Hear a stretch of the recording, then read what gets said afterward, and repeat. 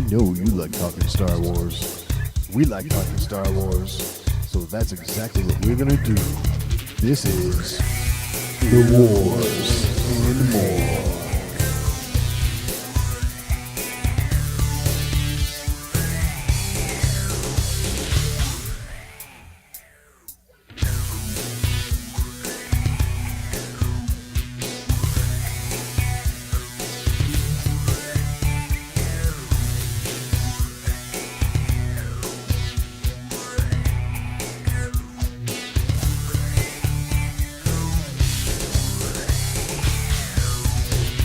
All right, now things are starting to heat up. You know you're heading into the Star Wars season when you get the customary Vanity Fair article. This is The Wars and More. I'm Joe, and of course with me is my good buddy Doug. Hey Doug, how you doing this week? Doing pretty good, Joe. How are you doing? I'm doing fantastic. Now we're in for the wave. Oh yeah. That is Star Wars promotion time. Oh yeah. Because when you get that Vanity Fair article that has become, like I said, customary, yes, it pretty much kicks everything off. Oh yeah, yeah. You get the article, you get some photos to go with it, and next thing you know, we're gonna have a full-on trailer. I'm sure. Yeah, I would say we'd probably see that in the next month or so. Yeah, I mean, I think we're looking at definitely sometime this summer. How's that? Let's be vague about it. Yeah. I mean, like I said, you just know that it's about to enter full swing. You start seeing the cast start to appear on the morning talk shows and the evening talk shows. Right. So it's about to heat up for sure. Yeah, totally. And I say about to heat up. I mean, it really did. We're going to dive into these shortly. There's a lot to look at, even though there's only a handful of shots. Yeah, but there's a lot to dissect. For sure. But so we've talked about this a little bit in the past few weeks. Avengers Endgame. Oh yeah. It's really killing it at the box office. It just passed Avatar on a domestic box office list. Nice. So, and it's still trailing it a little bit worldwide. Right. It's at 2.56 billion right now globally. Avatar's sitting at 2.78. Okay. So around 224 million to go. I think it's doable. It's a possibility there. Yeah. I mean, I think if you tell the Marvel fans that it's there, it's got a shot, maybe they'll come out and try and make it do it, you know? Yeah. Yeah, it could happen.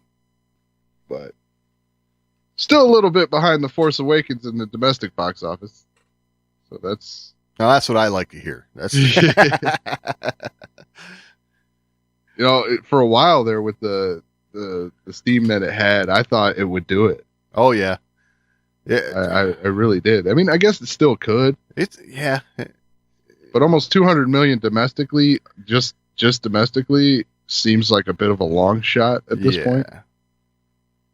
Yeah, I'm with you there. That's a little bit of a push there. I don't know. It's got to be getting late in its theater run, so I don't know. So long as it keeps making money, it'll stay out there. But at some point, they gotta pull the plug on it. Well, that, and they wanna get the discs out and the digital out, and make that money. Yeah, exactly. You can't sit on these things forever, right? Even though if they did sit on it for a while, I think it would still do fine. Sure. Disc sales. Yeah. I know I'll pick it up and put it on my to-do list. To-do for list. Marvel. Like the rest of the Marvel movies you got. Yeah. I'm doing real good. I mean, I'm up to Ant-Man. Oh, that's good. Good. I will say I have seen it, and it is worth checking out. That's for sure. It's not Star Wars, but definitely worth a watch for sure. So I gotta ask, how did you feel about the length? The length? Yeah. Did it flow well? Like, is it a enjoyable 3 hours, or is it at a point you're like, okay, come on? There is a lot of setup in this movie. A lot of Setup. and callbacks. Yeah. Yeah. I mean, you know, I don't want to give anything away, but you are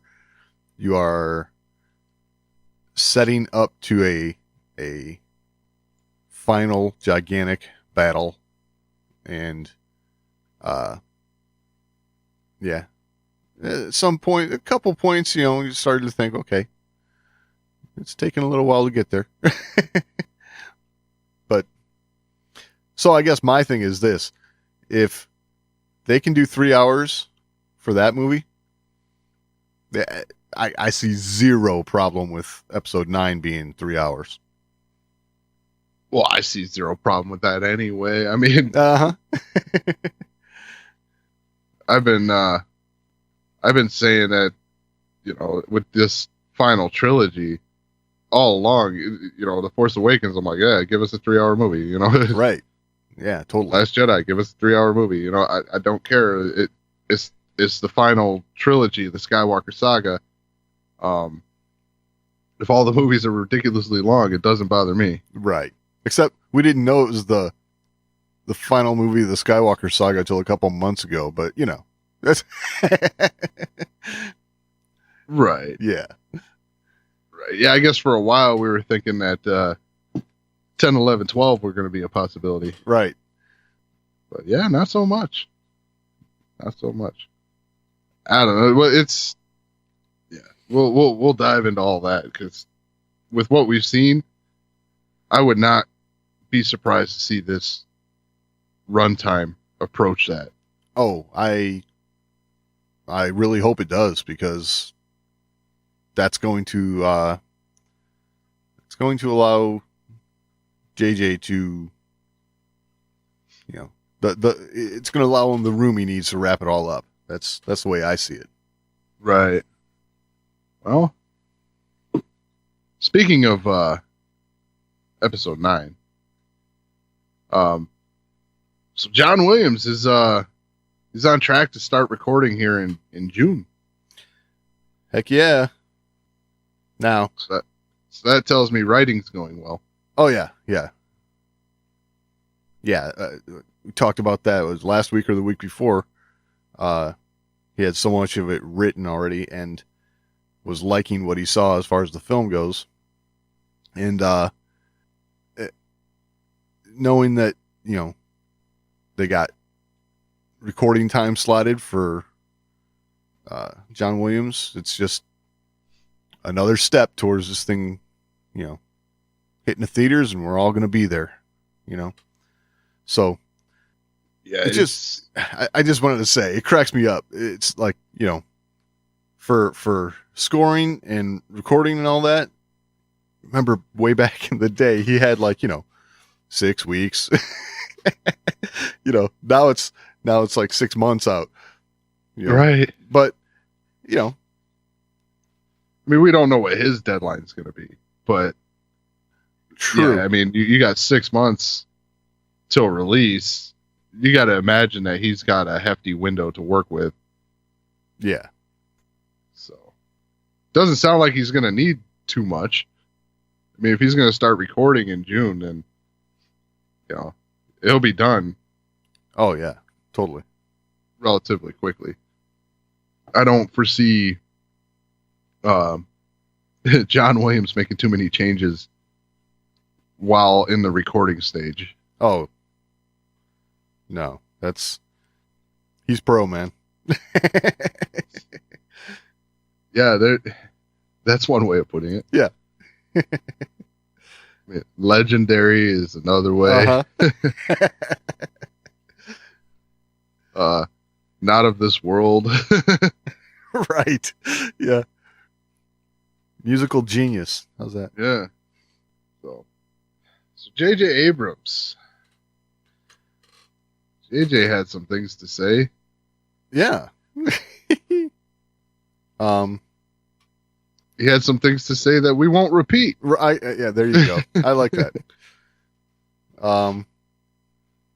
We'll use letters to describe it. Yeah. So the headline of this article is J.J. Abrams on Star Wars: The Rise of Skywalker. F it. I'm going to do this thing. I'm going to do the thing that feels right. So, interesting. Yeah, I don't really think of those two words when a creator's coming in to do Star Wars. Right. I don't usually think like, yeah, I really want that guy to come in and say, yeah, F it. Right. Exactly. Exactly.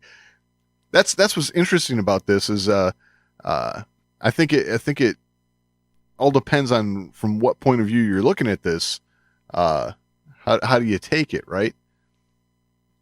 So he says, working on 9, I found myself approaching it slightly differently, which is to say that on 7, I felt beholden to Star Wars in a way that was interesting. I was doing what to the best of my ability I felt Star Wars should be. And then says, I felt slightly more renegade. It felt slightly more like, F it. I'm going to do the thing that feels right because it does, not because it adheres to something. So, not sure the dark side here, JJ. Right, that's what I'm saying.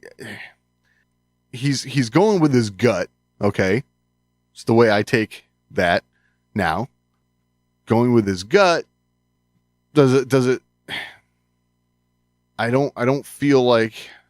I don't want to think that he's saying this is where we,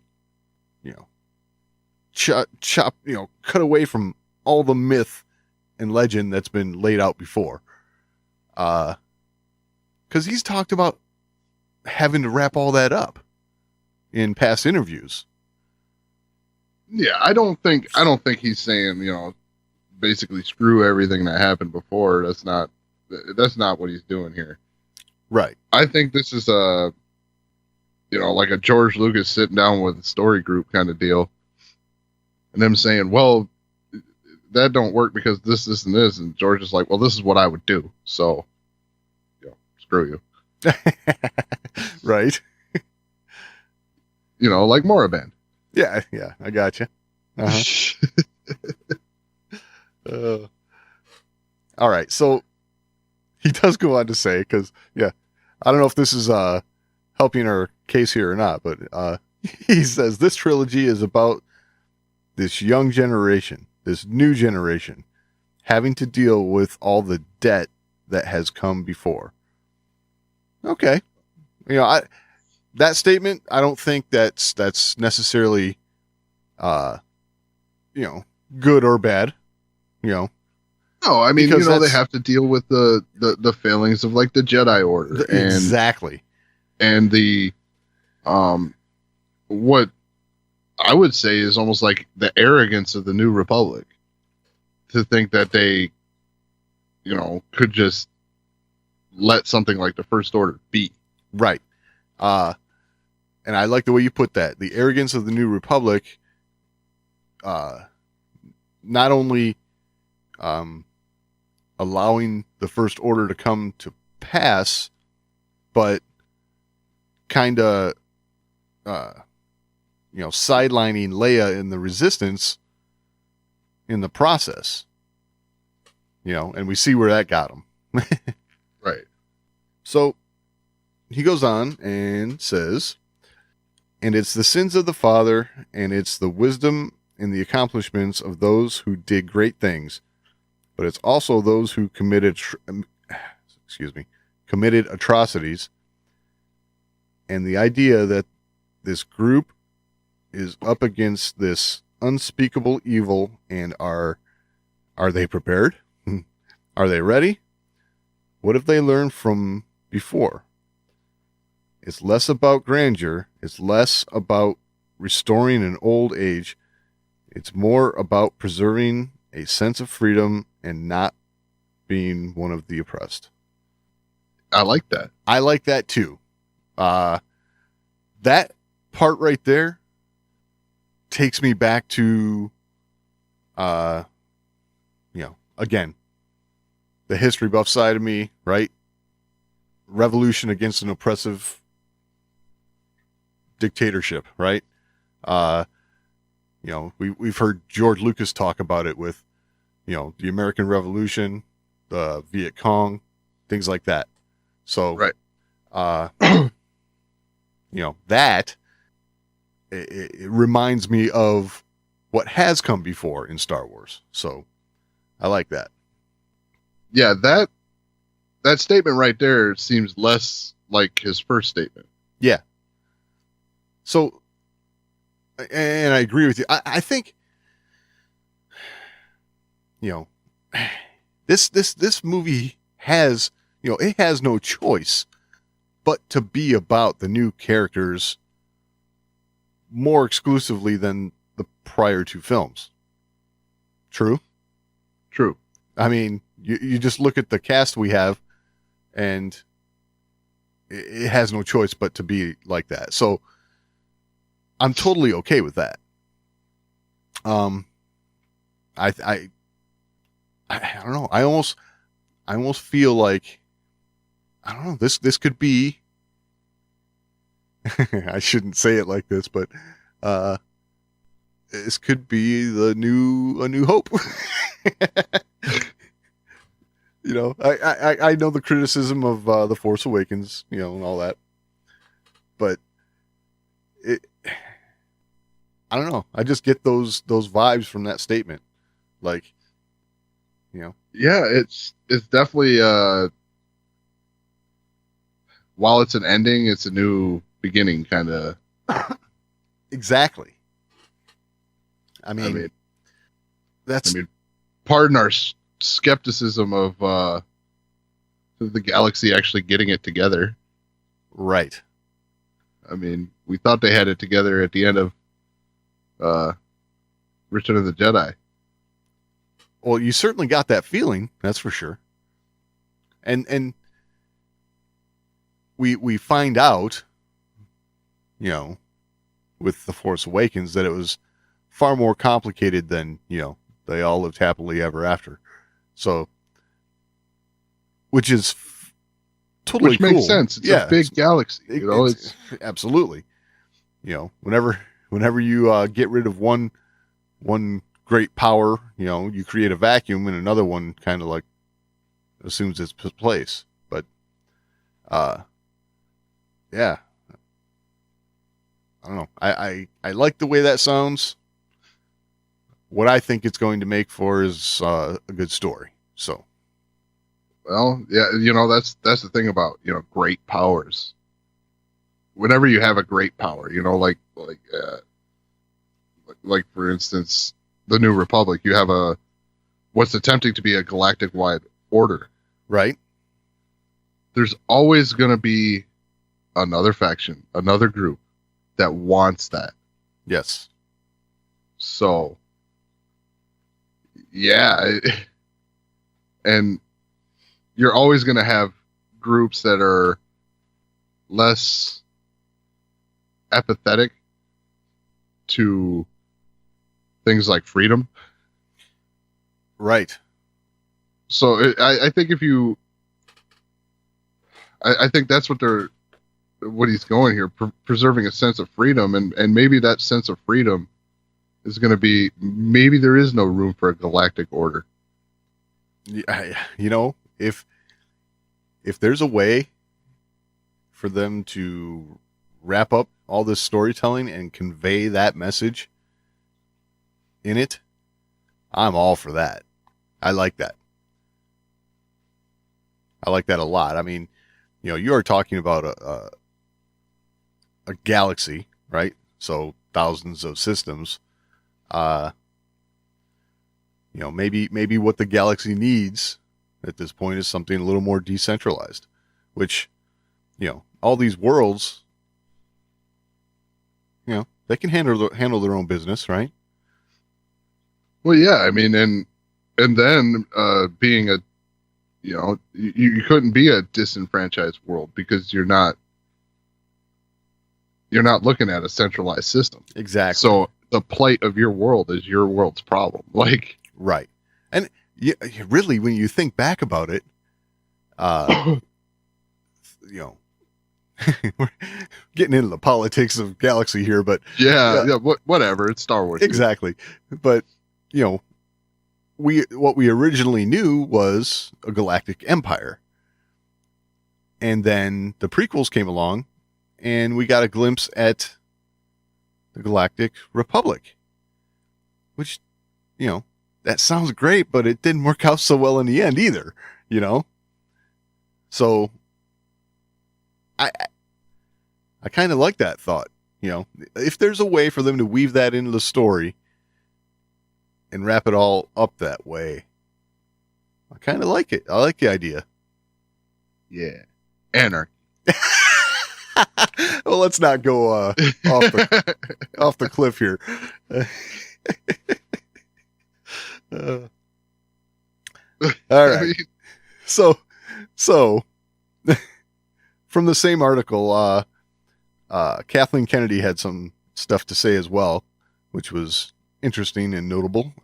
She says, I think there's a larger expectation that Disney has. On the other hand, though, I think that Disney is very respectful of what this is. And right from the beginning, we talked about the fragility of this form of storytelling. Because it's something that means so much to fans that you can't turn this into some kind of factory approach. I like that. You can't even do what Marvel does necessarily, where you pick characters and build new franchises around those characters.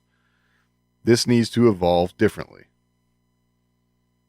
Makes sense. Yeah, it can't be the Marvel brand of storytelling. Come in, bad guy blow stuff up. Right. Yeah. It needs a certain amount of depth.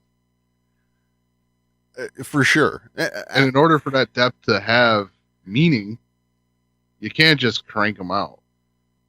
Right. You can't just like, oh, I'm going to make this story about this character and we're going to tell a whole bunch about, like, you just can't do that like you do with Marvel. It's right. Yeah, it's a completely different animal, really. It's the difference between novels and comic books. I mean, it's just, yeah. Star Wars is more of a novel type storytelling where it's more in depth. It dives in deeper, and Marvel it's comic books. I mean, there's no denying that. Yeah, that's the origin. Yeah. Oh, and comic books require a certain level of, I don't want to say it this way, but I'll say it this way, simplicity. Okay. They you don't have epic saga storytelling out of comic books. You just don't. It's not. I would say it's different. Yeah. I don't want to call it. I don't want to look at it as something of lesser value. That's why I said I didn't want to say it that way, because I don't want it to sound like when I say comic books require more of a simplistic style of storytelling, I don't want to demean the style of story of a comic book, because I love comic books. Yeah. But they do have a different level of storytelling. Yes. It's more visual. That's for sure. That's part of the storytelling, really. Yeah. Yeah. I mean, you rely on the visuals to tell the story. Yep. In a comic book. Yeah. The text that goes along with it aids it, but the story is in the visuals. And, yeah, totally. And you can say that about the Marvel franchise as a whole. I mean, visually, that's where your story comes from. Yeah. You don't have a ton of like in-depth epic dialogue. It's not True. it's not the same way of telling a story, And not saying that Star Wars isn't like a visual, you know, way of telling stories, because it absolutely is. Star Wars is visually appealing, Right. but yeah, just like with Star Wars, the music of Star Wars is as much uh, a method of delivering story as the visuals, Right. and the dialogue just the same. Yeah. I get what you're meaning. Yeah, like I said, not trying to demean comic books. Right. Yeah. Cool. I mean, when it comes to comic books, though, I'm no stranger to controversy when I talk about comic books, Right. because I uttered a line that makes like a lot of people cringe all the time. That line of I really prefer DC. Oh yeah. Yeah. Me too. I'm with you there. That seems to like gall people to no end. I know. Oh well. And it's like, look, I'll be the first to admit, when it comes to the cinema, Marvel's killing DC. Absolutely. There's no doubt about it. Yeah. Yeah.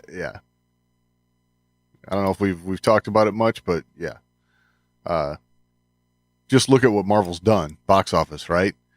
And I would have to say DC, what do they got going on right now? Wonder Woman and Aquaman. Heck yeah.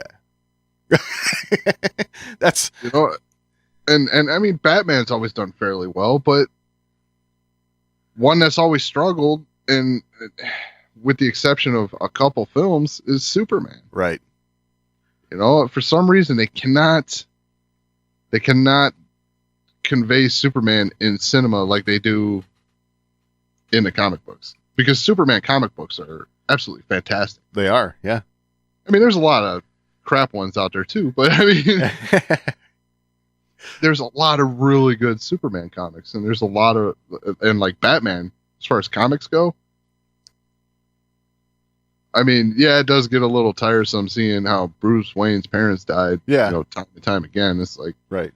all right, we know. Yeah, you have to dedicate 2 pages of every comic to that. That always called. Sorry.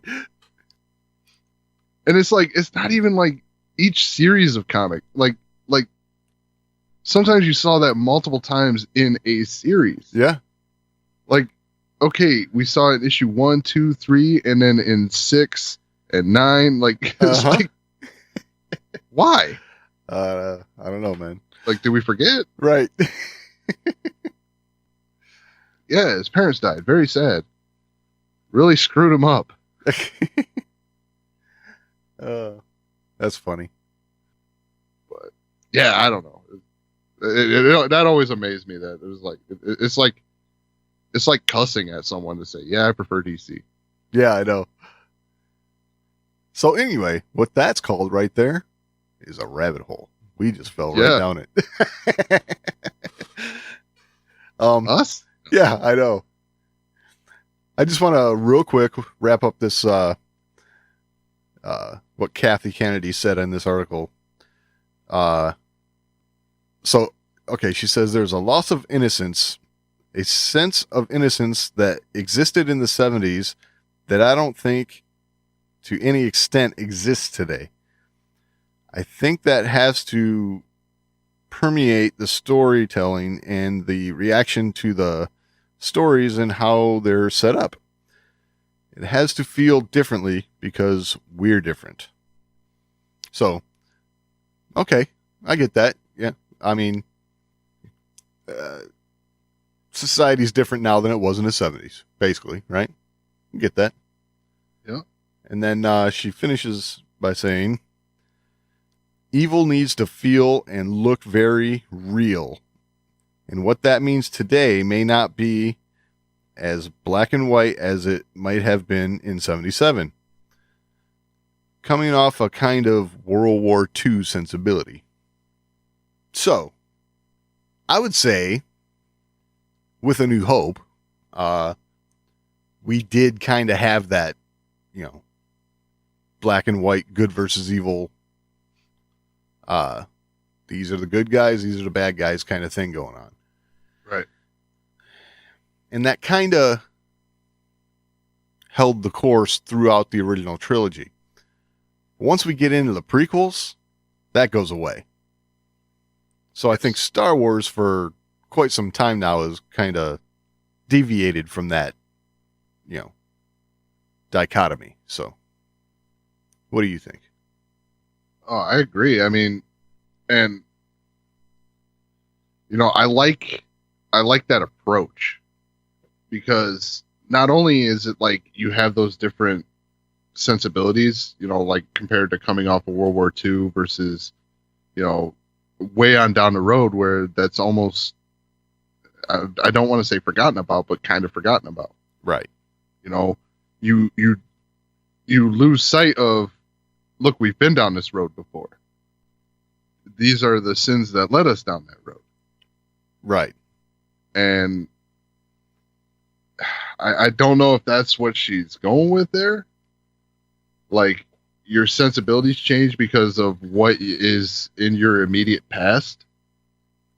Well, I mean, again, to go back to the politics of Star Wars, you had a Jedi Order in the prequels that got so entrenched in their dogma that, they couldn't see what was really going on right under their nose. Right. And in the sequel trilogy, thus far, in the first film, we have a New Republic who simply didn't want to believe that the same thing was happening all over again. Right. Right? I mean, it's so right there we have a testament to some of the old cliche sayings we hear, right?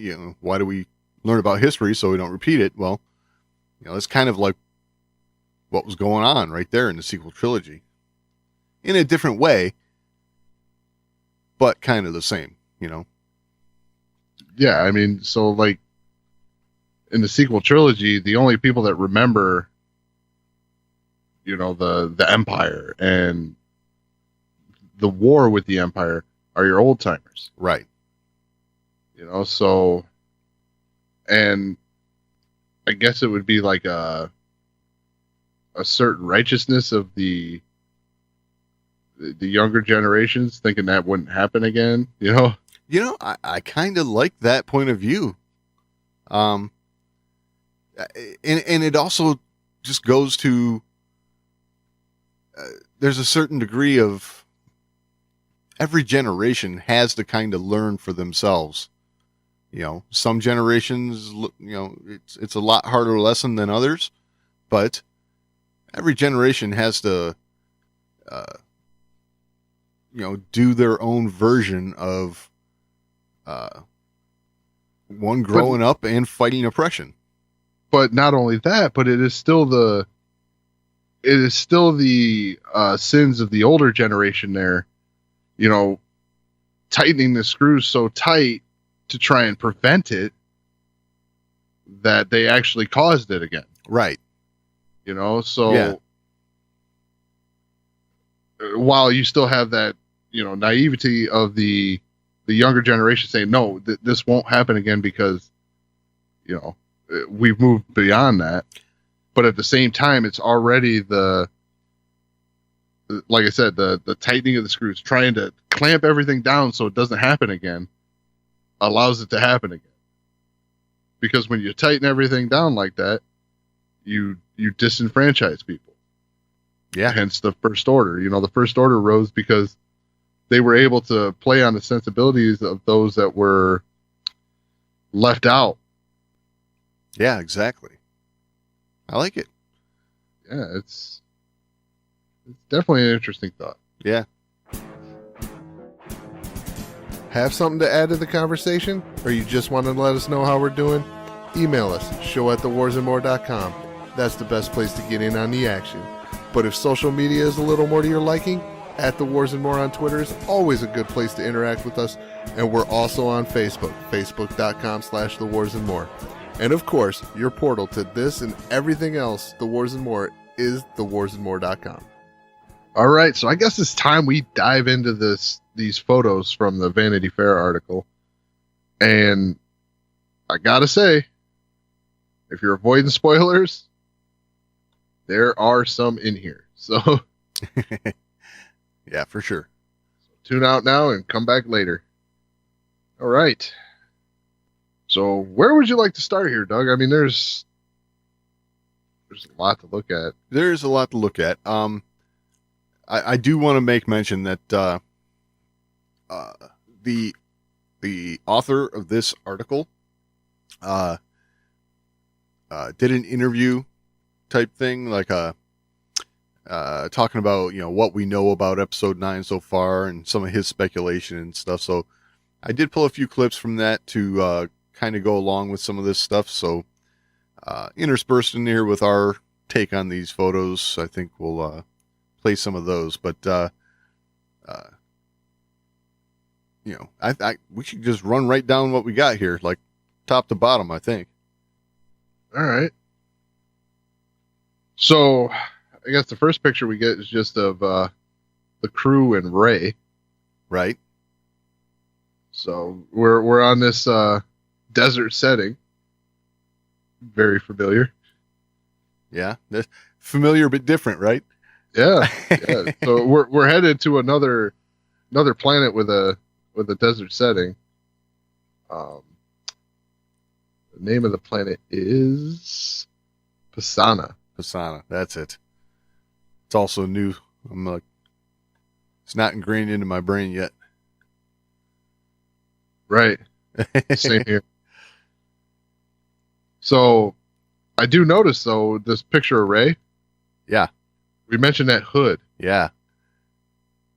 Yeah. So she's got a hood on her, what is very similar to what she's been wearing all along. Right. But now with a hood. Yes. Yes, it's a very Jedi thing to do. Yeah. We haven't seen her with this hood up yet. You know, right. I have a feeling we're going to, and I got, you know, I think we're going to get a very, Leia episode 4 vibe from it, just because it's, you know, it's a white outfit, you know, at least that's what I'm expecting anyway. I could be all wrong, but who knows? Yeah. I mean, I guess it would all depend on how this hood sits on her head. Yeah. I tell you what, just looking at it and thinking about it, I'm getting a very like Assassin's Creed vibe. Yeah. That's funny. I mean, it's just the way it looks. I mean, like you said, we haven't seen the hood up yet. Right. But just the look of it with the white outfit, the way the hood seems to be shaped, it's just got that kind of Assassin's Creed vibe going. Yeah, it kind of does. So I don't know. We'll see when it's up. It could look very similar to Leia, but I don't know. I have a feeling when she puts that hood up, it's going to look like she can whoop some ass. Yeah. So yeah, I'm going with Assassin's Creed. The difference here between, you know, a hood on her outfit and what we normally see with Jedi is the Jedi, it's normally their outer robe. Right. You know, I could almost see like an outer robe going on, but the hood stays with her regular clothing. So right. Yeah. A little bit different. It's definitely different. Yeah. Too soon to say if how cool it looks, but right. I mean, it looks like it's going to look cool. Yeah, definitely. So there's always that. Then of course we got a picture of 3PO getting probably obviously cleaned up, because I'm sure that suit staying clean out in the desert. Oh yeah, that's got to be a nightmare. Yeah. Oh man, I could just imagine wearing that thing out there. Jeez. Oh yeah, yeah. He's got to be burning up in there. Yeah. We're going out into the desert, and hey, you get to wear a lot of metal. Right. So this is one area here. We have a little clip from Lev Grossman, who did the article here that accompanies these pictures. So he had something to say about 3PO. So I guess we can punch that in here. I spoke to Anthony Daniels, who plays C-3PO, and he says that C-3PO is going to do something in this movie that will surprise us all. C-3PO has a line that includes the phrase common emblem. Anthony Daniels mentioned this because he had a lot of trouble saying it on set. We don't know what that means, but we do know C-3PO is going to say it. Although, as I pointed out in the article, they'll almost certainly change it once we mention it. So 3PO is going to do something unexpected. Well, I think back to that poster, Yep, that's exactly what I was thinking too. and I have a feeling what he says right there is, "Come get some." No. Oh, hey, that's funny. 3PO is gonna call Rambo. Yeah, I'd love that. Such a passive character, and You know what though? Hey, this is gonna be wrapping up all of it, so why not get 3PO to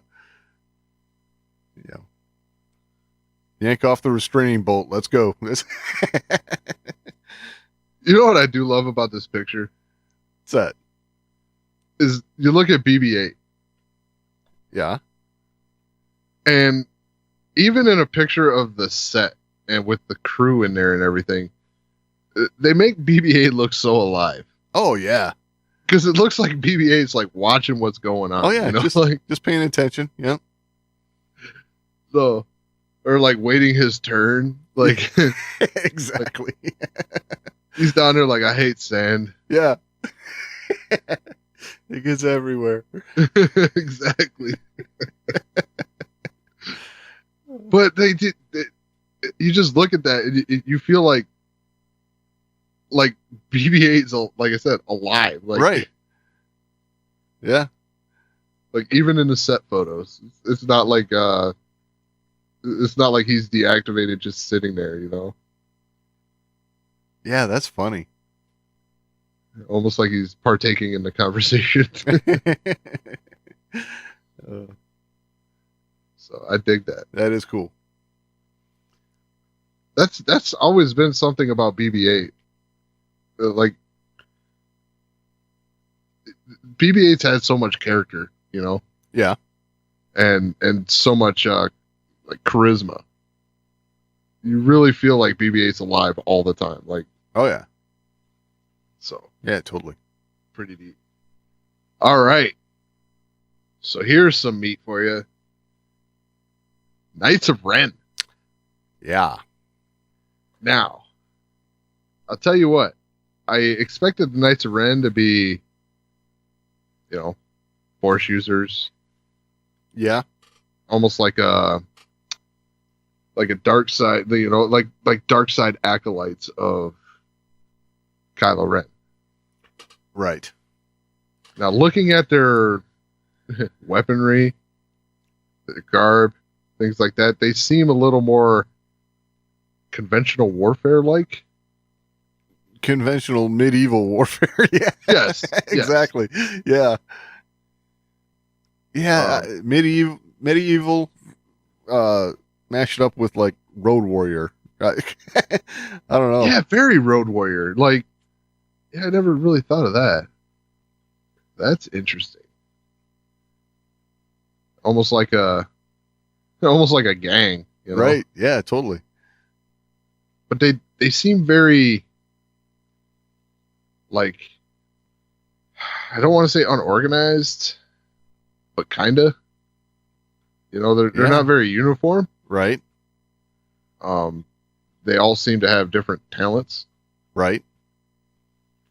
I don't know. It's going to be interesting to see how they play into this, because what we know of them thus far is almost zero. So, and they've been one of the most anticipated reveals for the past 4 years. So, I mean, they could very well be dark side acolytes, you know? Yeah. Because you look at all this melee weaponry. Yeah. And it's like, okay, you're going to run into a blaster battle. I guess maybe they'd have to have a little something to help them in that. But unless they're just that good. If these are the students that Kylo took from Luke's temple, you know, why wouldn't they have like a Jedi weapon as well? I mean, your guess is as good as mine. Right.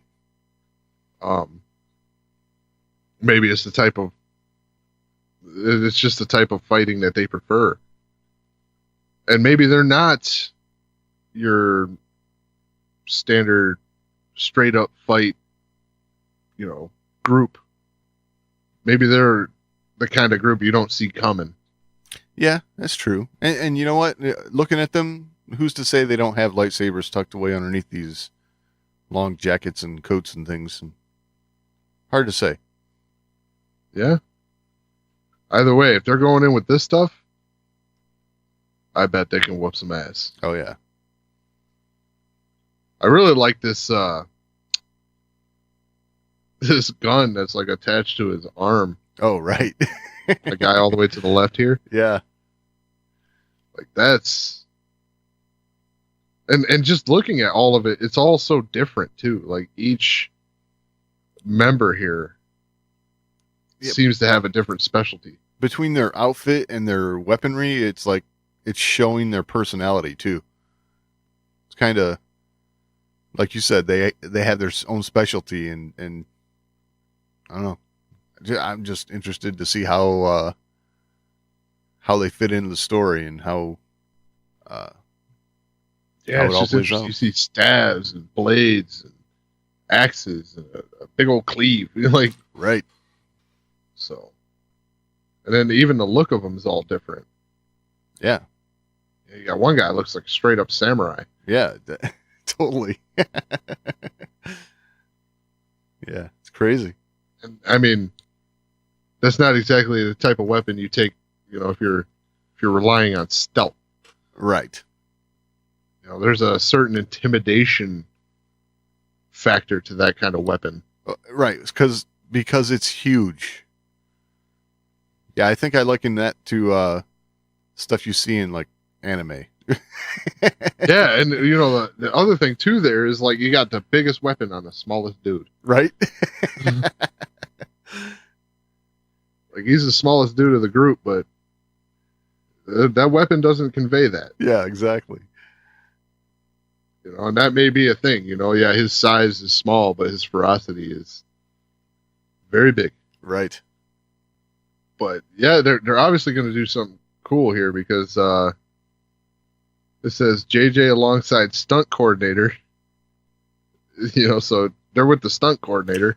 Right. Yeah, it's not like they're just sitting around the Knights of Ren round table chit chatting. That's right. They're not going to do a quick little scene where they're all standing together and then that's it. Right. Yeah, they're going to be doing cool stuff. Yeah, that's the hope, at least, right? Yeah, that's the hope. I do have. Let's see. I I don't remember the context of this. Love had something to say about the Knights of Ren. It might have just been that they're here, but real quick. One thing fans have been waiting for a long time is the appearance of the Knights of Ren. The Knights of Ren were kind of a throwaway line in Force Awakens. He means nothing to me. Even you, master of the Knights of Ren. They're finally going to arrive in Skywalker. Just the fact that they're going to be there. But, yeah. That, you know, it's so typical with Star Wars, right? And Star Wars fans, but he even says it right there. It's almost a throwaway line. Right. but we're all clamoring to know more about the Knights of Ren. I mean, that I liken that to the line, "You fought in the Clone Wars," you know, and look what that brought us. Right. Yeah, I mean, you look at this and you think of like, you know, they could make these action figures, you know, they could have made these action figures for The Force Awakens, right? Oh, heck yeah. And it would have just been a bunch of Constable Zuvios. Yeah, right.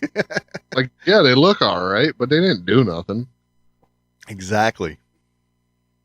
So we're finally going to see them do something. And that's just fun.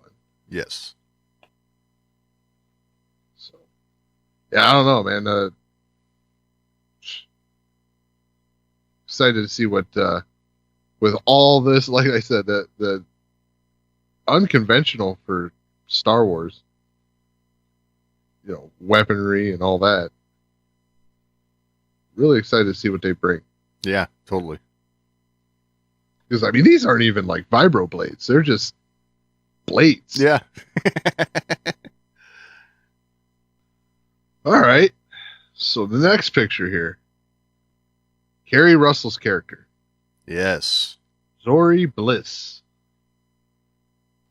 Right. Let me punch in Lev's audio from that one real quick.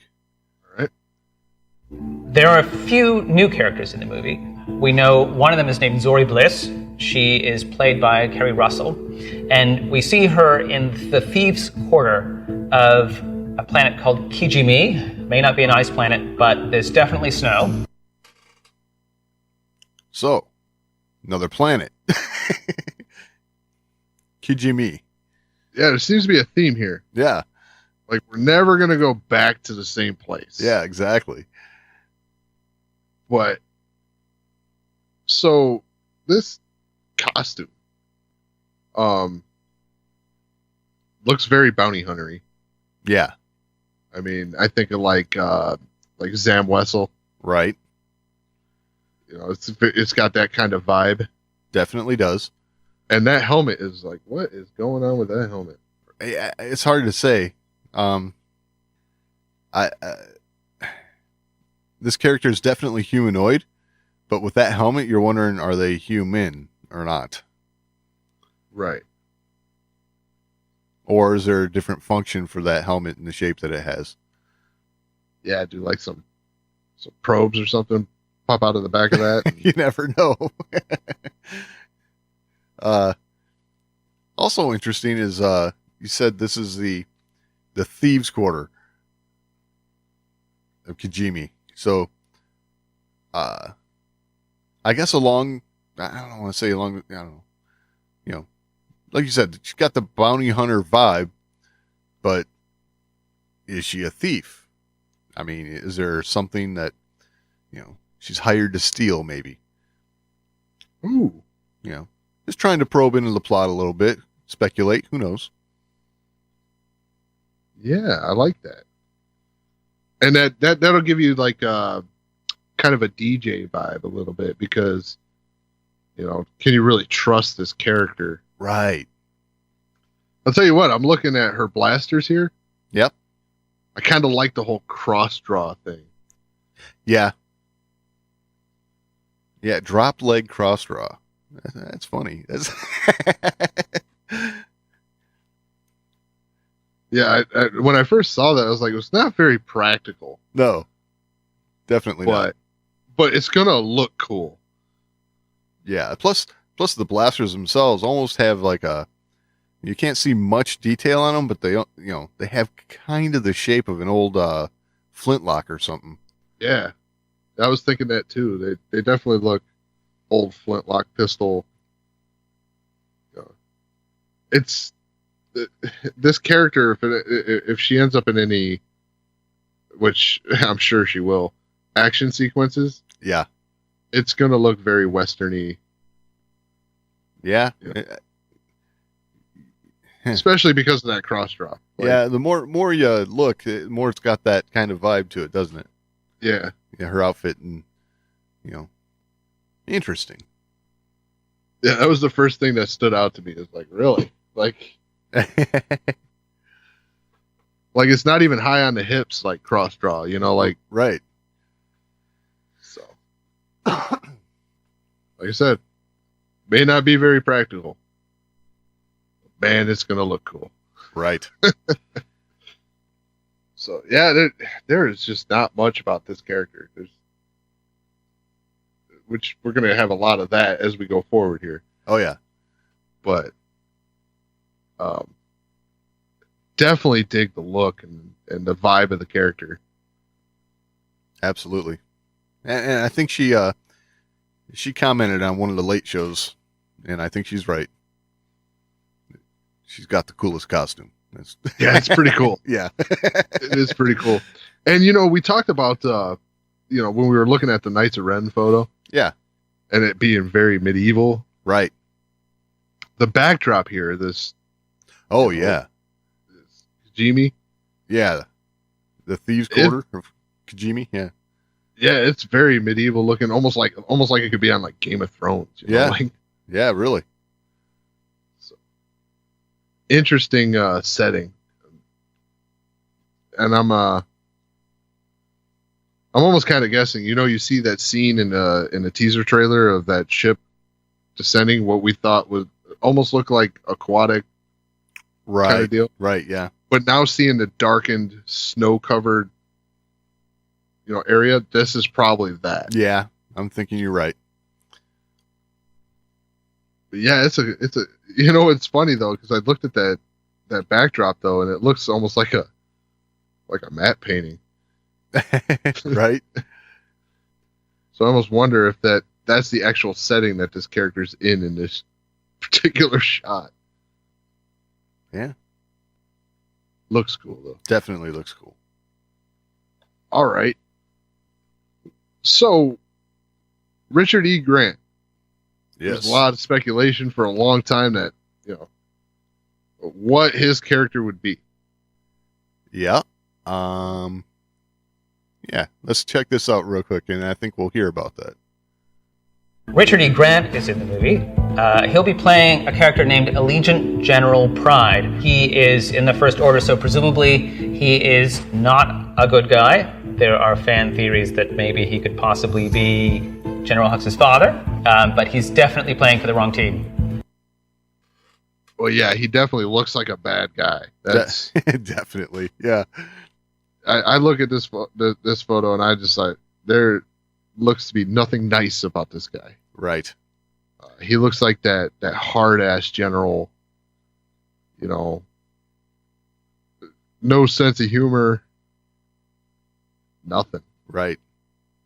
Just very, very in line, Yeah, totally. And there was a lot of talk about him being Hux's father. Yep. The names don't line up. Correct. Yeah. But names, whatever. Right. I will say this about the names. Very Star Wars thing here, right? It's General Pride, right? And it kind of almost gives you his personality right up front with his name, and just his look, it's kind of hitting you right in the face, Right. Yeah, for sure. Yeah, definitely could be. Like, you look at the two side by side. Oh, he could totally be Hux's father. Yeah. I mean, appearance wise, I would say at the very least, he's a mentor. I got a feeling that's what this is going to be. He's someone that Hux looked up to, modeled himself after, tried to be like. And yeah, there'll probably be some disappointment from him. Right. Because Hux has tended to lose his cool. Yeah. And probably make poor decisions because he lost his cool. Right. So I wonder now, as I'm speculating, of course, but So we all know how Hux feels about Supreme Leader Ren. Is this maybe someone who he conspires with? Maybe there's a mutiny amongst the First Order. Yeah, but I could see that. You know, him turning to someone like this because he's not right to lead the First Order. Right. He would be in the view of officers like this, weak, Right. unable to put his petty stuff aside. Exactly. Just a thought. Yeah, I dig it. And I'll tell you what, Richard E. Grant, the guy can play a villain. Oh yeah. So, and I'll tell you what, that he's very, the way he looks here, it's very Tarkin-y. Oh, absolutely. So Yeah. he's going to be that kind of hard ass. Exactly. You may fire when ready. Yep.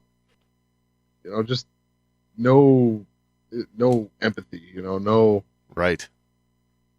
The job is the job. Exactly. All right, we got some more shots of the desert here, and it looks like it's going to be all hands on deck when they travel here. Oh yeah. Because so far we've seen in this setting Finn, Poe, Chewie, 3PO, BB-8, Rey, Right. Knights of Ren. Yeah.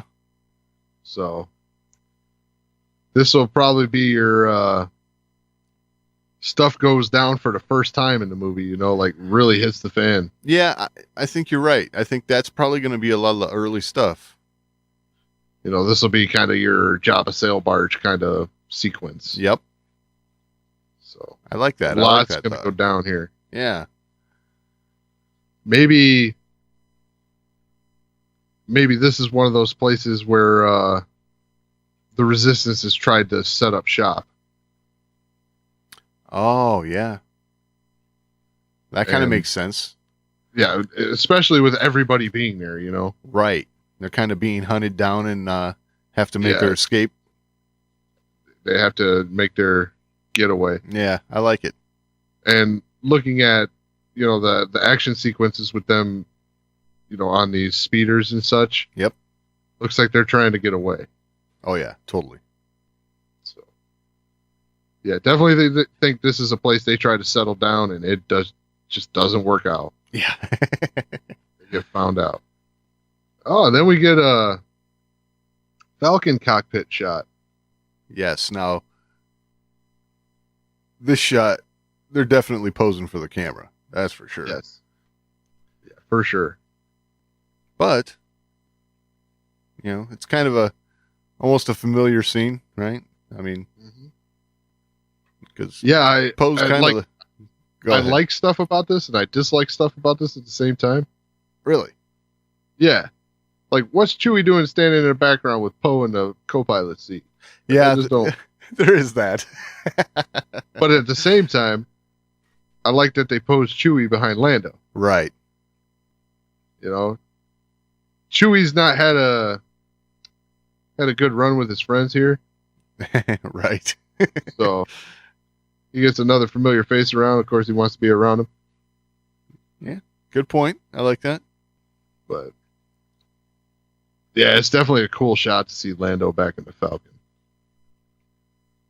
Yeah, for sure. and he's got a cape. And he's got Let's a cape. let's not overlook the fact that Lando's got a cape. Yeah. Well, that's important stuff. I mean, Yeah. Lando can value a good cape. That's. Yeah, that was one thing I really liked in Solo when Kira was putting out the fire with the cape. Right. He's like, "That's a custom piece." That's. Oh, that is funny. This outfit too is very reminiscent of Lando in Solo as well. It is. Yes. Which Glad to see though, with age, he didn't lose his sense of style. right, for sure. All right, so we got what's this? Finn and Jana? Jana. Jana. Yeah. I get it right eventually. Yeah. Here, we'll let Lev Grossman pronounce it for us. There's also a character named Jana, played by Naomi Aki, and she is riding an animal called an Orback. And that is about all we know about her. There's a lot of fan theories about Jana. So the first thing I'll say about this shot here, I'm really interested in her character because of this shot. Okay. Her stance on what was the Orback? The Orback? Yeah. Her stance on the Orback, for one. The way she's riding there. So yes, taking this shot with a bow. She's riding side saddle. Yes. If you're familiar with, that way to ride horses. It's it's a little different way of riding side saddle. Yeah. Just because she's shooting. Right. But her being an archer, like it's cool. It's different. I really like it. That right there is really interesting for me because I think we've mentioned it before, but I have a daughter named Jana who is where'd you get that name? Yeah, well, you know where I got that name. From the Legends material. But my daughter shoots archery competitively, and it's just really cool because it's kind of like a very similar name. Shoots archery, and the archery, like you said, that's something we haven't seen before in Star Wars, and it's, I'm interested to see how it's implemented because it's Star Wars. I don't know. It's bound to be cool. Well, the other thing too is, once again, we mentioned the setting in the Kerry Russell shot. We mentioned the medieval look of the Knights of Ren. Oh, right. Yeah. And now we're seeing a bow and arrow, Yeah. We're seeing a lot of kind of back to basics weaponry. Right. And it's really cool. It is. It makes you wonder if, like some of the groups that they're able to pull into the Resistance are kind of, I wouldn't want to call them primitive, but they're don't have access to as much modern weaponry as Rebellion had. But what's going to be fun about that is the lack of access to modern weaponry makes their skill sets that much more lethal. Right. Yeah. Think Ewoks, man. Yeah. Yeah. You're right. I mean, But yeah, I think that's cool though. We definitely know what character your daughter's going to gravitate towards. Yeah, I think so too. That's She's going to dig this character. Yeah. There's a lot of speculation too that, could this be Lando's daughter? Or... Right. Well, I mean, there is some credence to that. I mean, she is wearing a cape. Yeah, exactly. Yeah. We know where she gets her sense of style from then. Yep. But yeah, it's a very cool shot. I really like that. Really interested in that character. Like, it's just so unconventional. It's super intriguing. Right. That's one thing when we get new Star Wars. Every time we get new Star Wars, I kind of gravitate towards the new. Right. The different. Just because I'm so interested in how they're going to make that fit. Yeah. And like everything we've seen so far, I think this character is going to fit just fine. Yeah. And then, totally. I think I look at like Emphas Nest, for example. Yep. Same kind of thing. Very unconventional. Chose melee combat over all others. Right. Had a different kind of garb, very like tribal warrior feel to Right. character, and I dug it.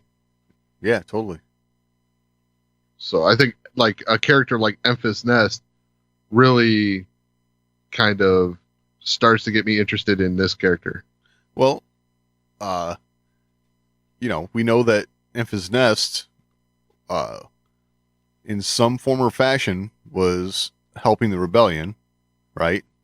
Which at that point in time would be, I guess I shouldn't say early days, but they were still definitely early days. They were still gaining momentum. But again, it shows the diversity of the rebellion, right? And again, we're seeing that here. If Jana is somebody who's fighting alongside, Finn and the rest of the Resistance crew. Wow, that doesn't sound right.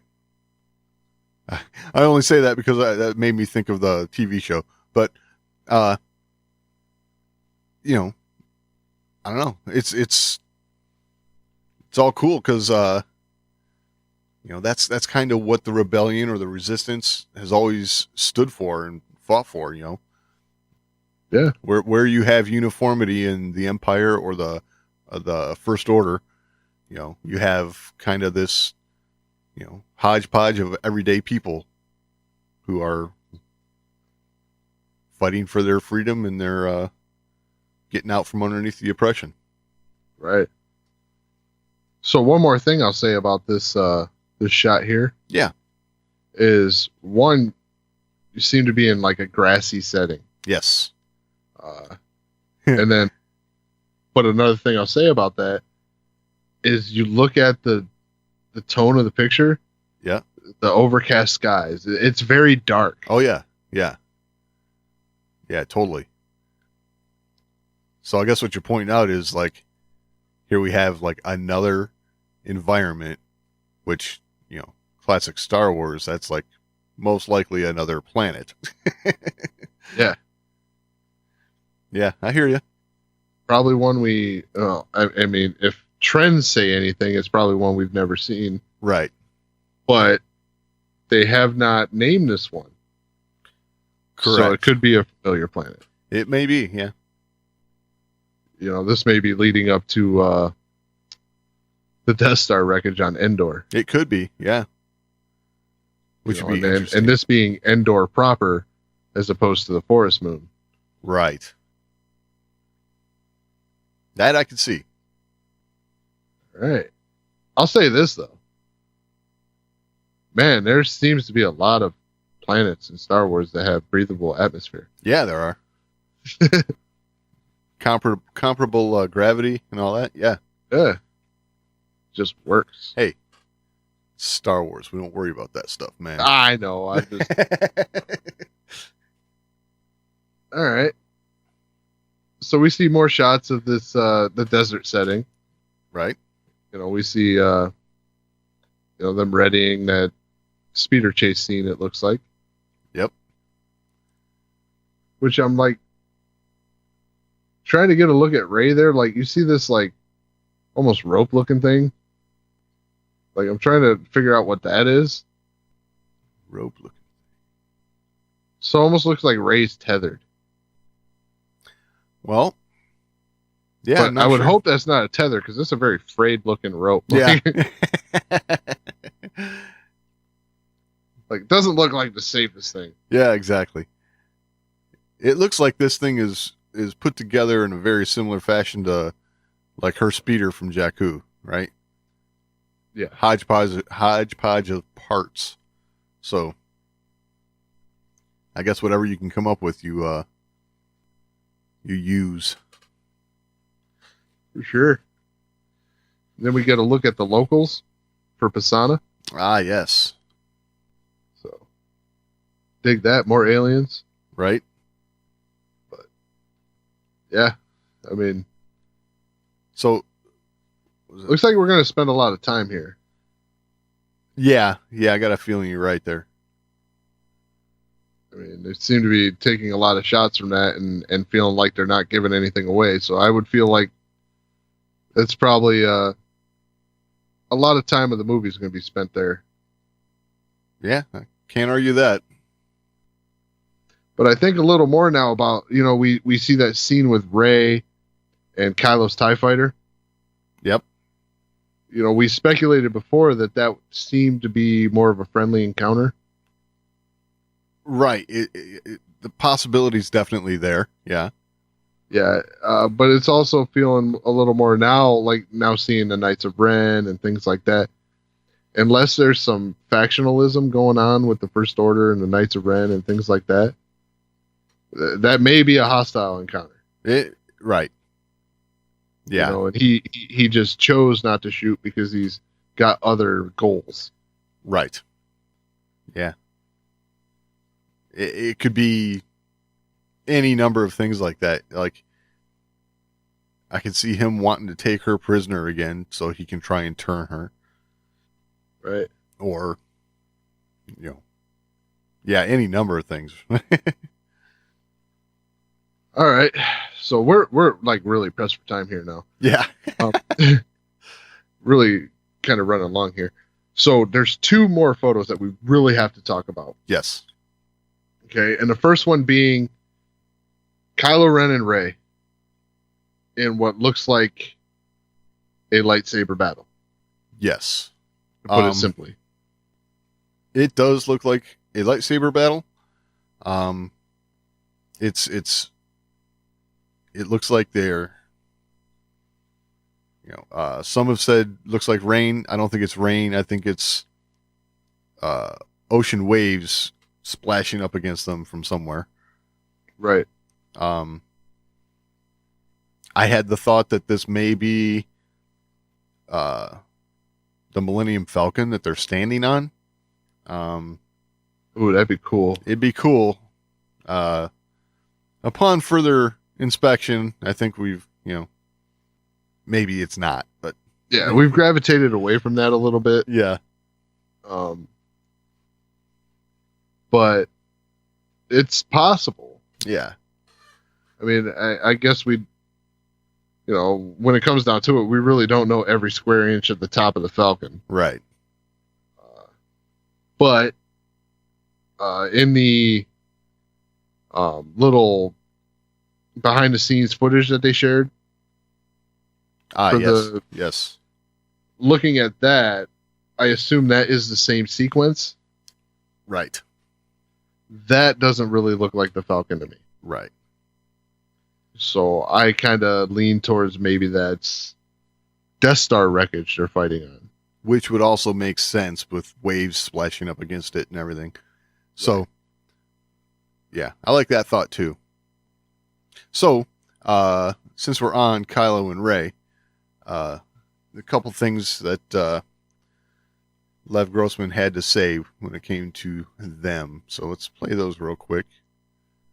Maybe the most important relationship in the new trilogy is between Kylo Ren and Rey. They are on opposite sides, but there's a personal connection between them, and it's going to run deeper than we even thought it could. So, yeah. He expands on that a little bit here. Abrams mentioned while we were reporting this article that the connection between Kylo Ren and Rey runs deeper than anybody realizes. It's entirely possible that they could turn out to be brother and sister. In the new movie, we're going to resolve that. That's a good thing they didn't make out. It was touch and go for a while there. So his little joke aside, what I liked hearing was that they said we are going to resolve that. So we're gonna get some like definitive answers, it sounds like, as to Kylo and Rey's relationship and how that may play into the overarching storyline, I guess. Yes. I still think this relationship's going to be, for the most part, adversarial. Right. But I think it makes total sense for Rey's character to still be hoping for redemption, still trying to feed that. Right. But, yeah, I think we're definitely in store for an epic lightsaber battle. That's for sure. I would have to agree with that. This it totally looks awesome.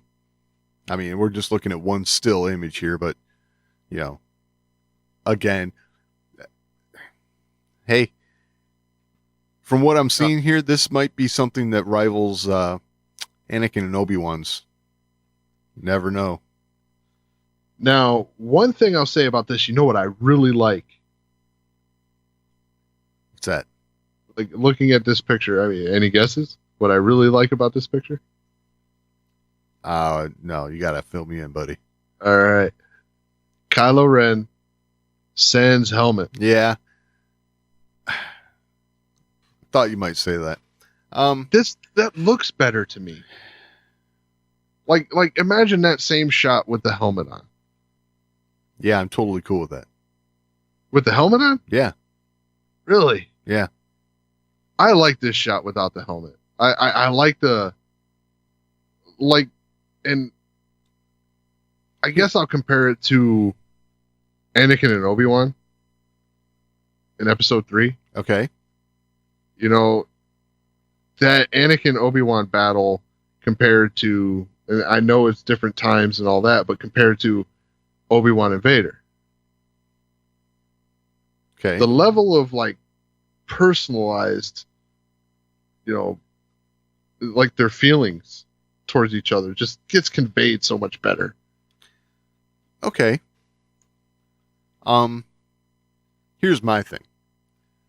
We've made a point in the teaser to show that the helmet's repaired. And here we are with this photo. Where'd the helmet go again?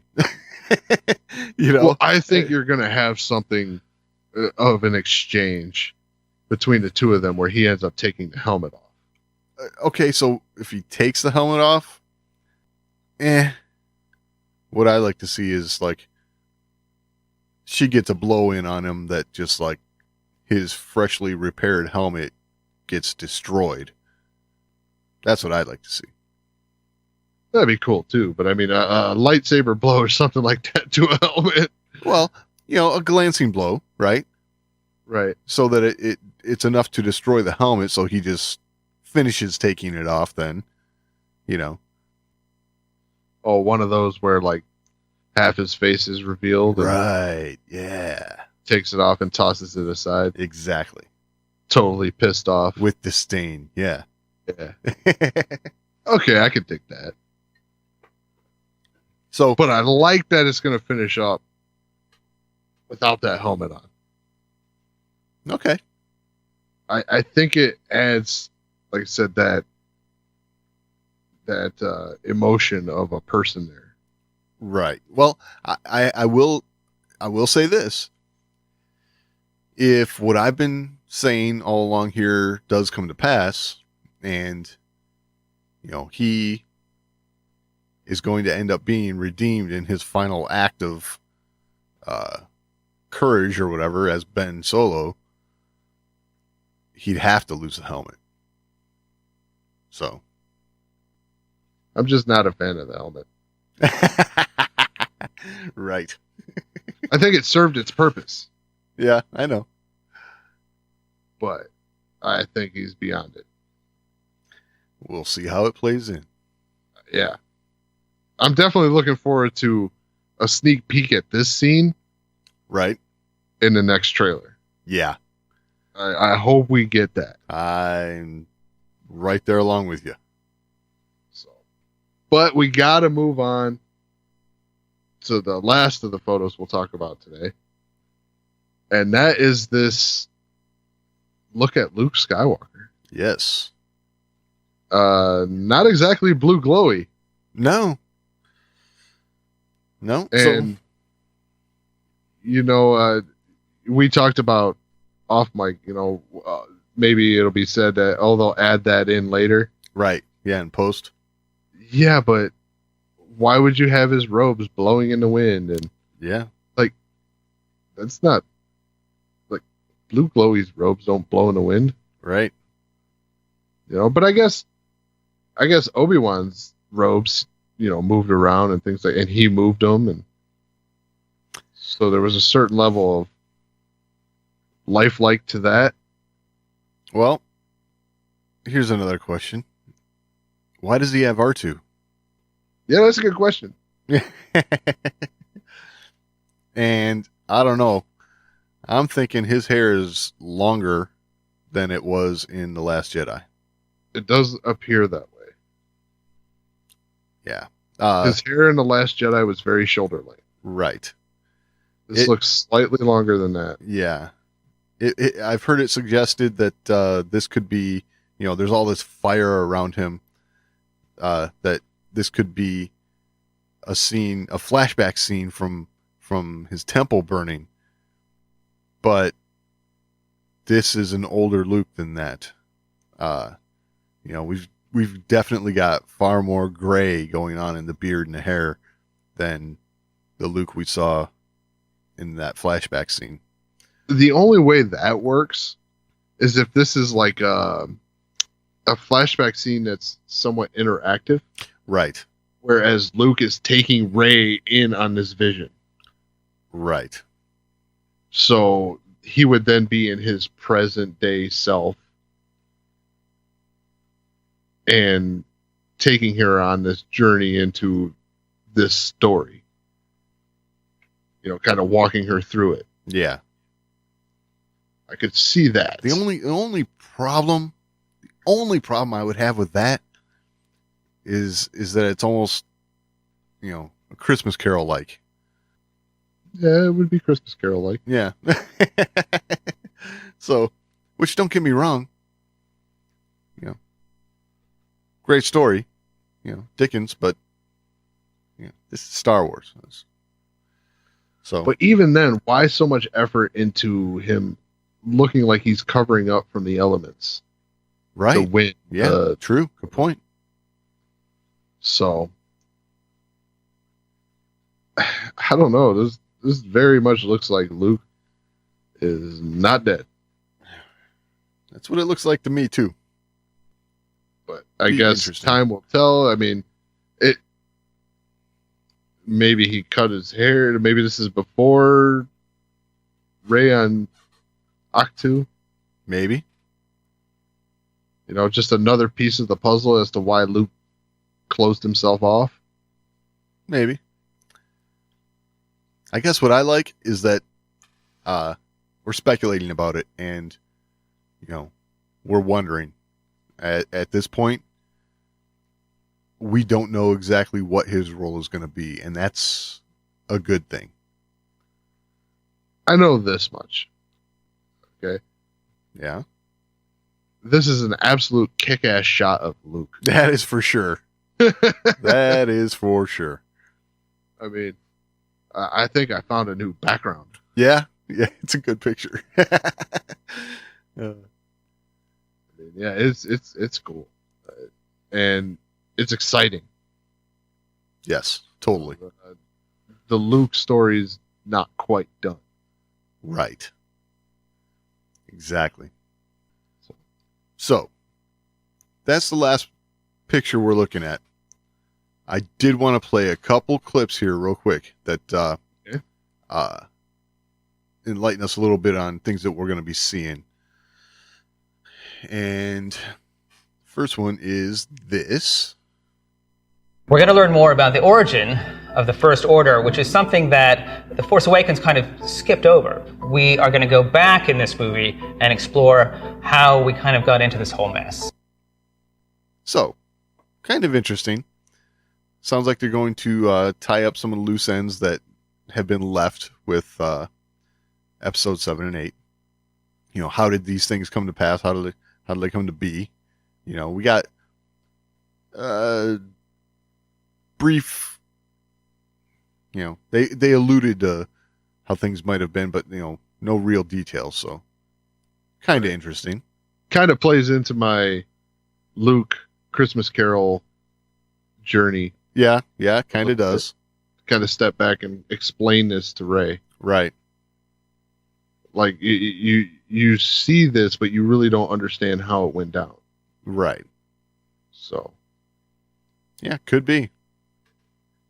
And then this one, I'm going to say, if you're spoiler averse, and you haven't tuned out yet, I'd say do it now, because this might be a little telling. Do it now. Do you know if any main characters die? I'm sorry. I have to jump in here. There's someone off camera asking Lev Grossman, do you know of any main characters who die in this film? And then he answers. Do you know if any main characters die?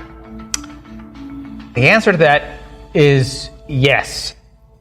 Star Wars stuff is always super locked down by Disney, but every once in a while, when you're talking to a cast member, they will let something slip out. I know a few things I shouldn't know, and that is all I'm going to say about it, because it's so much better to find these things out when you watch the movie.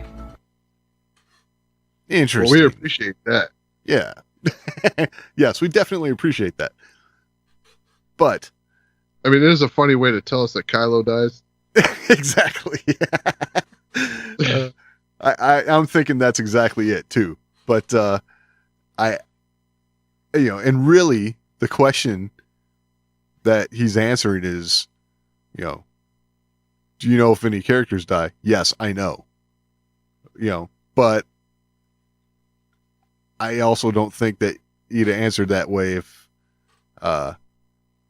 he didn't know something a little more than that. Yeah, for sure. For sure. There's, and to think that we were going to go into this film and not see a main character die, would be a little naive. Right. A main character's going to die. Yeah, totally. And yeah, we may not be that happy about it. Right. But it's what's going to happen. That's the long and the short of it. Absolutely. So, all right. With that, if you have anything to add, you can always email us, show@thewarsandmore.com. That's the best way to get a hold of us. But we're also on social media. We're on Twitter, @thewarsandmore on Twitter, facebook.com/thewarsandmore. You can find all of that and all the ways to find the show over at thewarsandmore.com. Any final thoughts this week, Doug? No, I think that about covers it this week. All right. We'll talk next week.